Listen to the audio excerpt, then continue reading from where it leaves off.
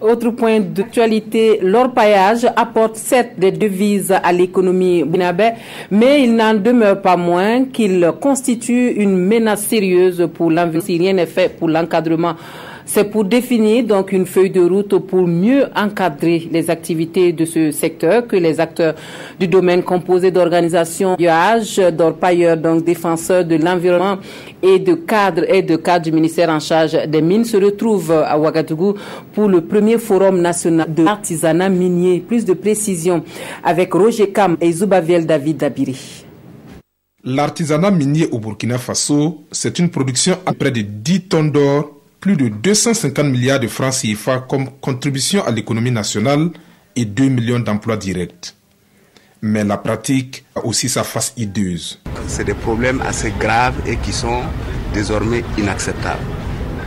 Si nous prenons par exemple le cas de la santé, où des personnes meurent du fait de la vie de proximité avec l'utilisation de produits chimiques prohibés, sur le plan,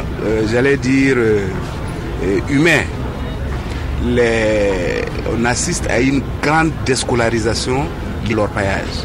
Il y a des communes où il y a des écoles entières qui sont fermées du fait que les enfants ont décidé d'aller à l'orpaillage sans compter tous les éboulements qu'il y a. Et pour le ministre, il faut assainir le milieu, d'où ce premier forum sur l'artisanat minier qui réunit les organisateurs d'orpailleurs, les cadres du ministère mines et les défenseurs de l'environnement. L'objectif est clair selon Oumarou Idani.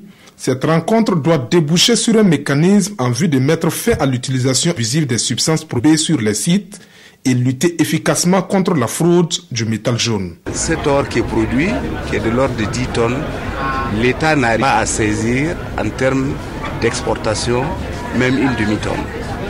Donc face à cette situation, nous avons pensé qu'il était essentiel que nous puissions établir un dialogue entre l'État et ses différents acteurs économiques pour que nous puissions, organiser, encadrer, humaniser cette activité pour en faire un véritable vecteur de l'économie nationale.